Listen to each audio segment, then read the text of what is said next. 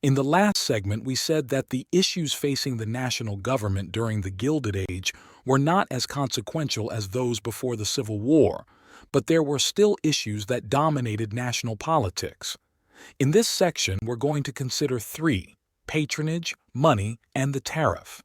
We will consider the terms of the debates about these issues, and then in the next segment, we will talk about the different political parties and their proposed solutions.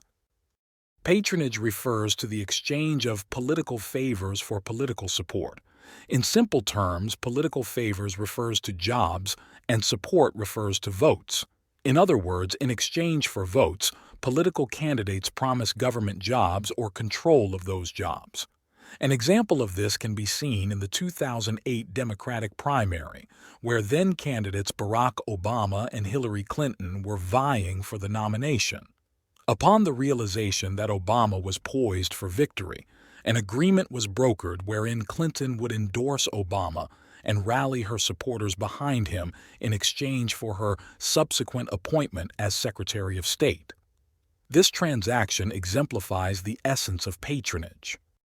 Historically, patronage has existed at all levels of American politics, originating from the organization of new voters into cohesive voting blocks during the Jacksonian era. To illustrate this point further, consider the portrayal of law enforcement officers in classic Bugs Bunny cartoons, who are often depicted with Irish accents. This creative choice reflects a historical reality where Irish immigrants, having settled in ethnic enclaves within American cities such as Boston or New York, sought employment through local hiring halls controlled by political bosses. These bosses, wielding considerable influence over government jobs, could effectively organize the electorate in their districts to secure positions such as police commissioners. Consequently, Irish immigrants frequently found employment in law enforcement, with the implicit expectation that they would mobilize voter turnout on Election Day to maintain the political status quo. However, this system is not without its drawbacks, primarily the inherent potential for corruption, including bribery. Such practices raise questions about the integrity of American politics and whether it operates on principles of meritocracy or is undermined by financial and political incentives. The dilemma of the Gilded Age was whether to preserve a system riddled with potential corruption or to pursue civil service reform. The latter would entail a transition from a patronage-based system to one where government positions are awarded based on qualifications and expertise, thereby fostering governmental stability and reducing the influence of corrupt practices. It might seem obvious that civil service reform would be a sensible solution, but the reality was that those who had the power to change the patronage system benefited from it. Another pressing issue was the monetary policy of the United States, particularly its adherence to the gold standard. The gold standard is a monetary system where every paper dollar in your pocket is backed by an actual piece of gold in the Treasury. This was not merely an American innovation but a global standard led by the British.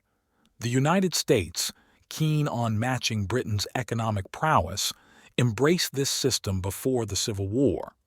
It was a matter of international economic competition, ensuring American currency held its own on the world stage.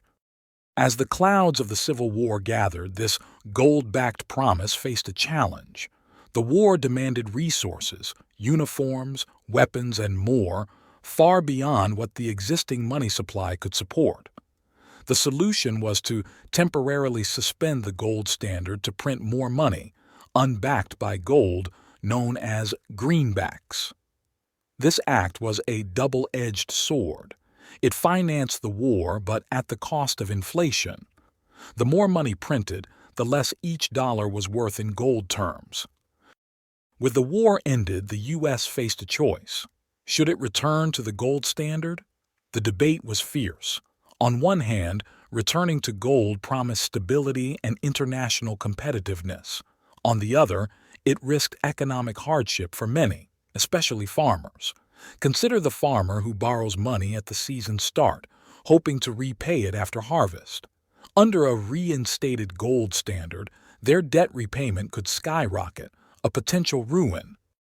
Let's consider a hypothetical yet illuminating example. Imagine the United States at the war's end, making a decision to revert every dollar of currency back to its equivalent in gold. Under the gold standard, each dollar is a reflection of a dollar's worth of gold. But here's the catch. Due to inflation during the war, what was once $1 in gold now effectively requires $10 in paper currency to match. Imagine you're a farmer during the Civil War who borrows $100 under the assumption that its value in gold will remain constant. When the war ends and the nation decides to return to the gold standard, suddenly, to repay your initial $100 loan, you now need the equivalent of $1,000 in wartime currency. This isn't just a simple arithmetic problem, it's an economic conundrum with real-world implications. Commercial interests lobbied for returning to the gold standard to increase their competitiveness in world trade, but farmers and their advocates counseled keeping the standard at soft money as a matter of survival. Finally, tariffs. Tariffs are taxes imposed on imported goods. Their primary purpose was originally to provide income for the national treasury. They can also be used to make foreign products more expensive, thus giving a competitive edge to domestically produced goods. The United States, from its inception, had been characterized by its dual economy, the industrial North and the agrarian South. This dichotomy is at the heart of the tariff debate. The North, with its burgeoning industrial economy, favored high tariffs, sometimes called protective tariffs. These taxes on imports protected northern manufacturers from foreign competition, particularly from more industrially advanced Britain. After the Revolutionary War, American manufacturers struggled to compete with British goods, which were superior in quality and cheaper due to Britain's earlier industrialization. By imposing tariffs, American goods became relatively cheaper, fostering domestic industry. For the northern states, tariffs were beneficial. They allowed American industries to grow, shielding them from the competition and helping the United States to eventually surpass Britain as a leading industrial power by the early 20th century. However, the tariff issue had a markedly different impact on the Southern economy. The South's economy was primarily based on export agriculture, particularly cotton, which was sold internationally. High tariffs prompted foreign countries to retaliate with their own tariffs, diminishing the profits Southern planters could earn from their exports.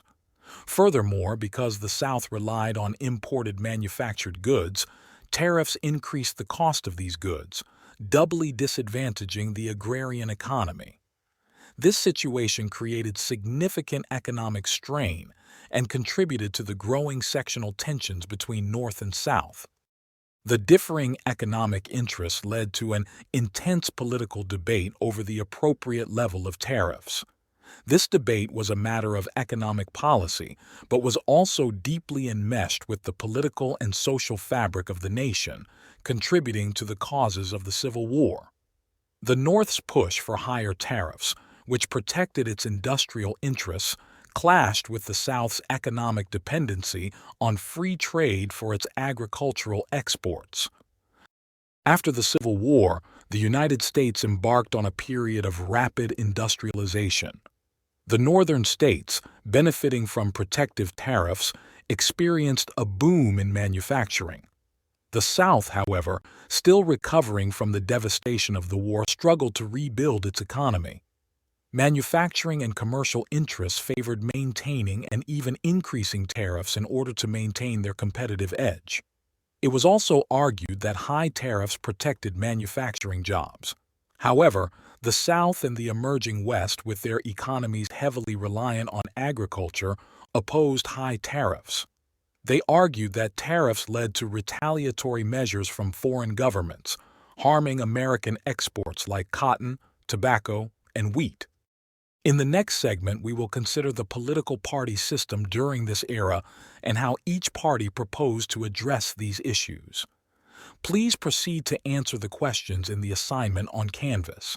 If you have any questions, you can post them in the open forum discussion or contact the professor using Canvas email.